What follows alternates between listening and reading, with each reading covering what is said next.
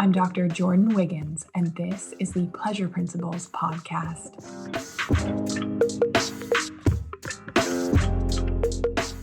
Join me on this journey where sex, science, and sensuality meet.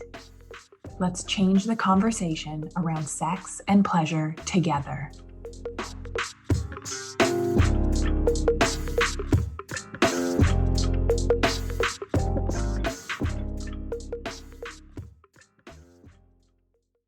Unmet desires is something that I see get in the way of really good sex, get in the way of really good connected partnerships where you're more than just a friend, more than just teammates. It's surprising because you might not think about it. When we think about good sex, intimacy, connection, we often think about a tip, a trick, something that we need to do. And in this case, the things that I hear all the time from high achieving, overgiving, people pleasing superwomen is that they feel alone in their relationship. They're not fulfilled. Something's missing. They're anxious, depressed, maybe not sleeping great, have a lot of resentment, not really enjoying sex. So even if you're having it, you're having clitoral orgasms or none at all. I had 2 private clients tell me this week that they were having the checkbox sex, going through the motions, but struggling to stay present and receive. They both had orgasms, but they were just those kind of meh orgasms. Something else that I hear is, I don't really know why I feel this way. I have so much to be grateful for. Why am I not as happy as I used to be? So your partner probably hasn't touched you in a way that feels good and takes your breath away in what feels like an eternity. They're not calling you as much or texting you. And if they do, it is totally business and efficient. It actually dries me up saying that. I love a good flirt and emoji via text. Maybe your partner stopped planning trips or dates. You feel like it's up to you. They're not present. They're distracted by work, hobbies, video games. This makes you feel unsupported, unloved, anxious, depressed, looking for things to numb or busy yourself with, deny that this is a problem. They don't seem to see or appreciate everything you do to make their lives work. So you're really starting to question, is this relationship even right for me? Maybe the roommate life, the teammate life, maybe it's as good as it gets. Maybe it's easier to start over with somebody new. And the underlying thing is, why am I not as happy as I used to be? Something is missing. It's a fundamental need to be seen, loved, supported, and connected.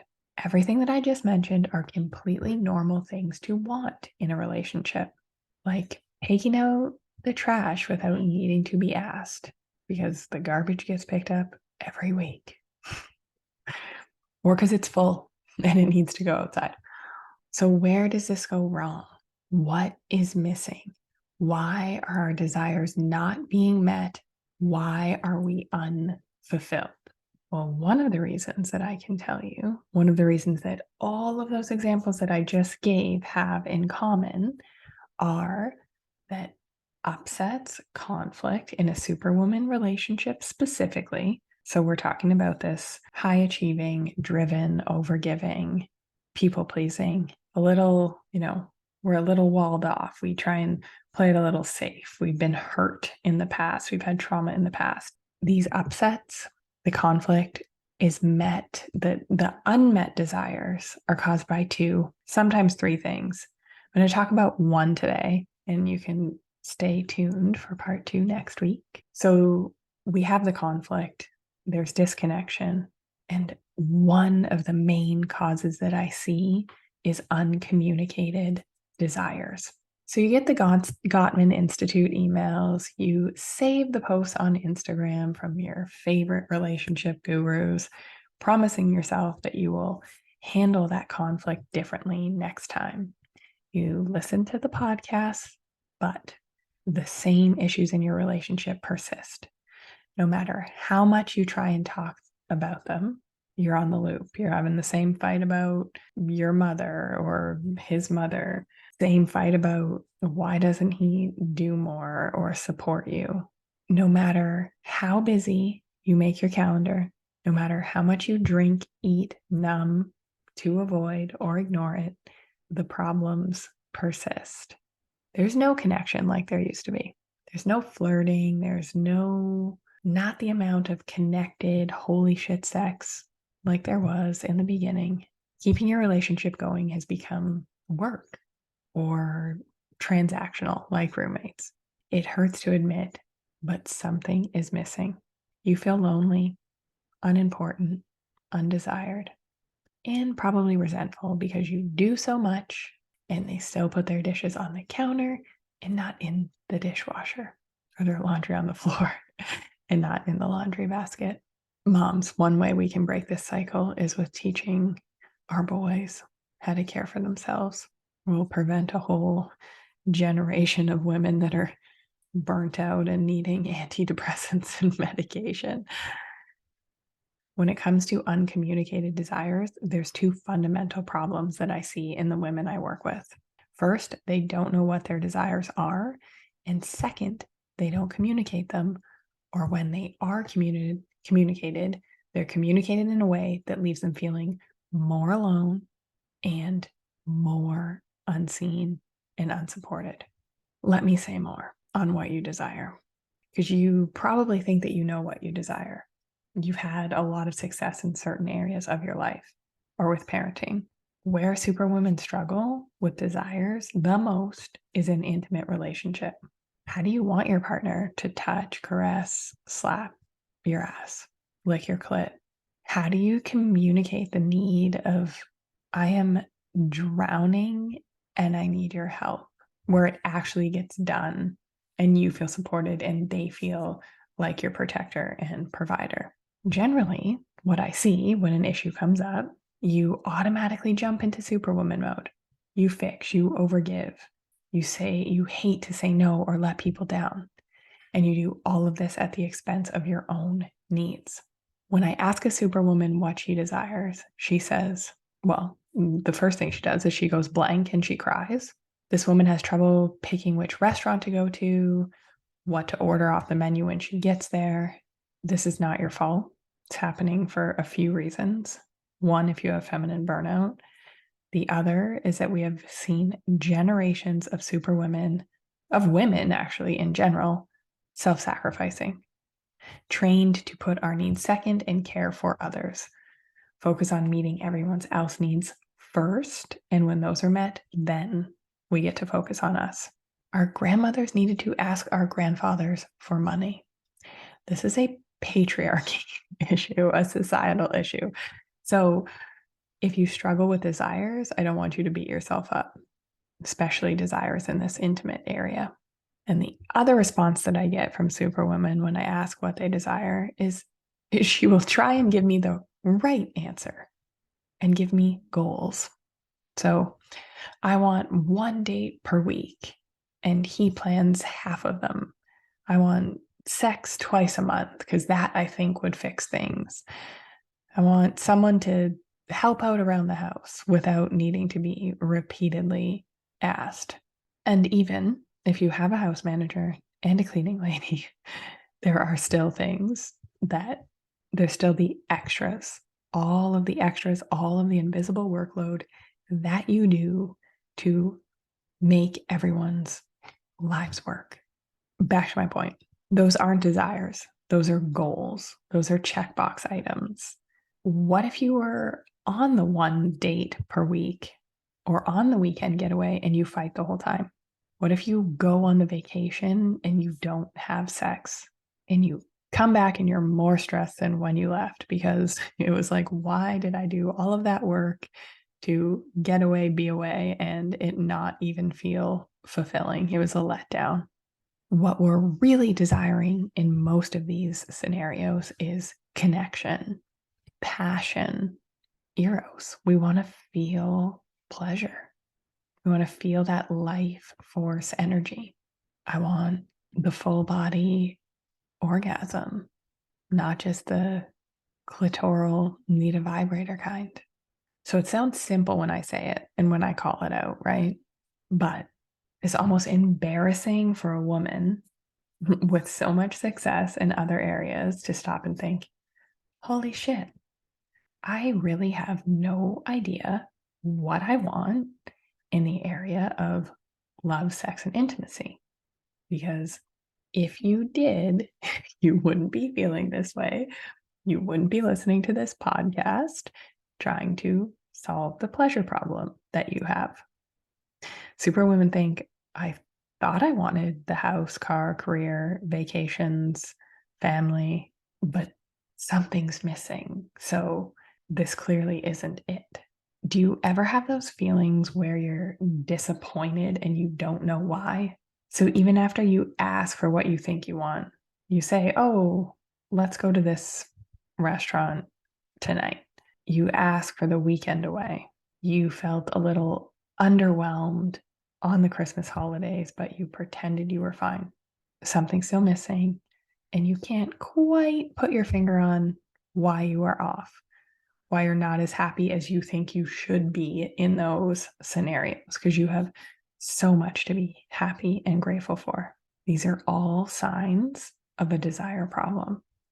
And then, even when we know what we want, like truly what we desire would make us feel alive, fulfilled, seen, cared for, we need to be able to access the desire in real time and communicate it. Sounds simple, but there's lots to do here. For generations of self-abandonment in women, by being raised by women that modeled this for us, what about those of us who grew up in homes where mom's emotions were the only ones that counted? And we should be grateful to have her as a mother, or everyone walked on eggshells because of dad's drinking or moods. We were only shown love by shrinking and achieving to make them look good. I work with women, extremely successful women, one-on-one for this stuff all the time. What do I want? How do I ask for it? And then how can I let down all of my walls to receive it? So we are recognizing that we aren't good at knowing our desires. We're oftentimes not even communicating them because we don't know them ourselves. And that leaves you feeling unfulfilled. And that leaves your partner feeling like, well, what the fuck? I gave her what she wanted. Why is she still not happy? Guess I can't please her. Guess I'm never going to make her happy. Might as well stop trying. And then, you know what? I'm going to give you an example. I'm going to tell you the applesauce story from this past weekend. So, caring for sick kids, partner and I start to not feel so great either.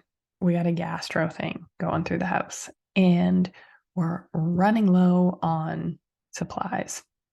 The foods that children should eat when they have a gastro bug, or anyone really, but the brat diet. So we were running low on bread and applesauce. As any good superwoman would do, I am thinking and planning, thinking 10 steps ahead.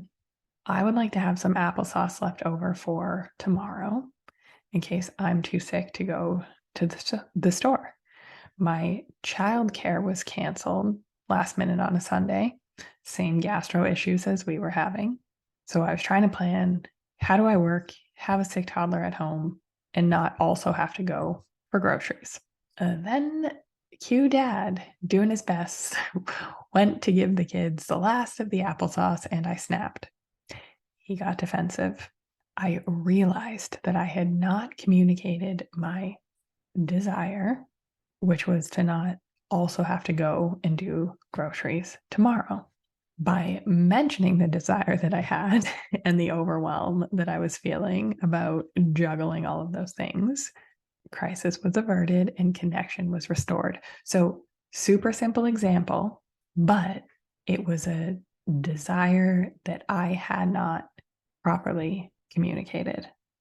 How we deliver these communications is key. You're going to end up feeling closer or further away. It's one of two things. And in most relationships, people feel further and further away over time. That same issue keeps repeating itself, same fights you're having, or the fights that you have feel like they go around in circles and they don't get anywhere. The root of the issue is never uncovered, and it just turns into a blame, shame spiral. When conflicts occur and we are unable to determine our desires, communicate them effectively, we start to see our partner as the enemy and start feeling like there's something we need to fix. It's you versus me, and we're accusing and blaming and criticizing, and we're going around in a circle, and we are not actually getting to the root of it and not connecting. We start to think, if only he would, he doesn't. Well, his mom, and there's some story from the past about why he is the way he is. And maybe I don't believe it. He just did X again. So there's all this story, there's all this repetition. If you're sick of it, the expectations, the disappointments, the undelivered communication, the unmet desires, the resentment, nothing truly feeling resolved, or just sweeping it under the rug until the next time someone trips over it, there is a better way. Learning to communicate from the feminine. So our two fundamental problems when it comes to unmet desires: not knowing what your desires are and not knowing how to communicate them. So I know you manage teams of people, or you employ people, you save lives, you sit on boards, the effective tools that you have in communicating. You've probably even done some communication training in your life. But what has worked in the boardroom is not what's going to work in the bedroom and an intimate partnership. At least it's not going to get you the connection that you desire. It's going to get you feeling like CEO and your partner feeling like assistant, or you feeling like mother and your partner feeling like child. These dynamics are not sexy for most people. So when we communicate from the feminine, we return to the experience of partnership. You and me as team, you and me as us together, tackling the problem together. There are less arguments. You feel connected, wanting to be in each other's company. You feel supported and cared for. Your partner feels amazing because he's meeting your needs. You're asking, he's protecting and providing, what men are wired to do. If you want to learn how to communicate from the feminine without losing your power, I want you to join me for a live training, March 23rd, 12 p.m. Eastern. You will learn how to start shifting the communication in your relationship today for more connection. So you can stop having the same fight, so you can feel seen and supported. You can create deeper connection with your partner with my communication formula. You're going to get a handout of my key phrases, my key feminine phrases that are going to work. You're going to get a copy of my new workbook when it's released. I'm super excited about that. You're going to save endless money in therapy that hasn't worked because you keep having the same fights. So you're going to get a ton of information. We're going to workshop this. It's going to be informational, and you are going to be able to walk away with skills and tools and knowledge that is going to stop this undelivered communication, this unmet desire, this feeling of loneliness and undesirability in your relationship. You are getting an over $500 value for only $47. The link is in the show notes. You can visit thepleasurecollective.com/fundamentals to sign up. Cannot wait to see you there.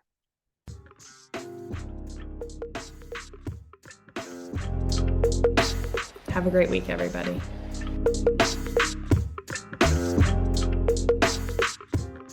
If you like what you heard in this episode, leave me a rating.